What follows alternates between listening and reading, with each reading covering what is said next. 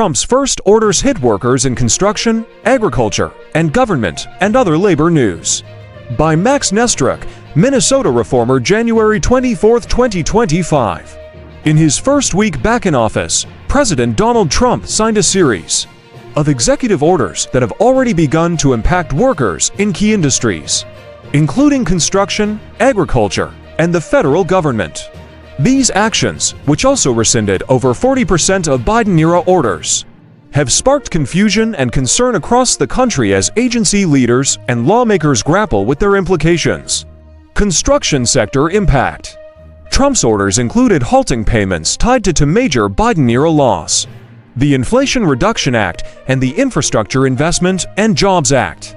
These policies had been funding significant infrastructure projects and renewable energy initiatives, creating thousands of well-paying jobs.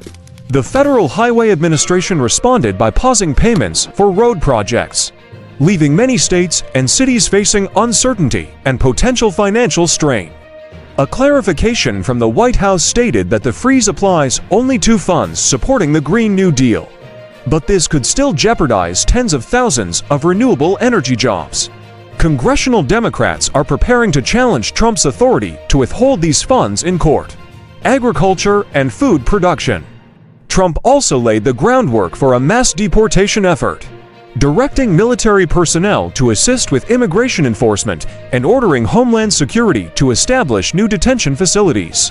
While deportation policies are popular with some Americans, they pose a serious threat to industries like farming and food processing, which rely heavily on undocumented immigrant labor. Farmers are concerned about the potential fallout. A South Dakota dairy farmer interviewed by CNN expressed confidence that the agricultural sector might be spared, saying, "Within 2 days we will not have food if deportations were carried out at scale." However, the broader implications of these policies remain unclear, including whether Biden-era protections for undocumented workers subjected to labor abuses will be rolled back. Federal workforce changes. Trump implemented a hiring freeze for civilian federal positions, sparing only military, immigration, and public safety roles. This has already resulted in rescinded job offers, as reported by Sen. Tina Smith. Workers at agencies like the Minneapolis VA have received guidance that some critical positions may still be filled, but uncertainty persists. Additionally, Trump ordered federal employees to return to the office full-time, ending most remote work arrangements.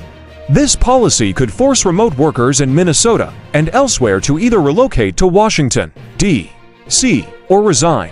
Critics argue this move serves as a workforce reduction strategy.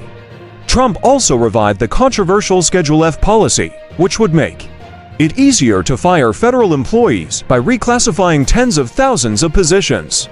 Critics say this is an attempt to replace apolitical civil servants with loyalists. Legal challenges to this policy have already been filed by the National Treasury Employees Union. Finally, Trump ended all diversity, equity, and inclusion DEI programs in federal agencies, placing DEI officers on administrative leave pending termination.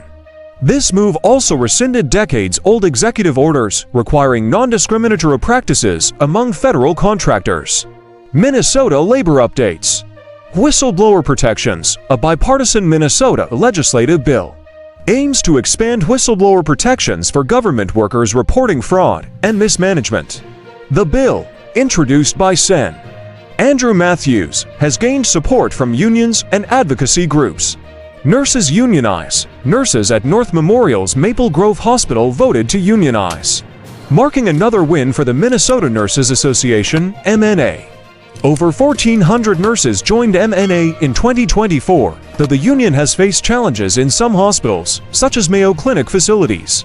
Job growth in 2024. Minnesota saw its greatest job growth in education, health services, and government sectors last year, adding over 61,000 jobs combined. However, other industries, including manufacturing and professional services, experienced declines. Minnesota continues to face labor shortages, exacerbated by an aging population. The state's labor force participation rate remains higher than the national average, and wages grew by 5.4% in 2024, outpacing inflation. For more updates on labor and policy in Minnesota, visit Minnesota Reformer https://minnesotareformer.com. This story is part of the Minnesota Reformer, a non-profit news organization dedicated to informing Minnesotans about government actions and their impact on the public.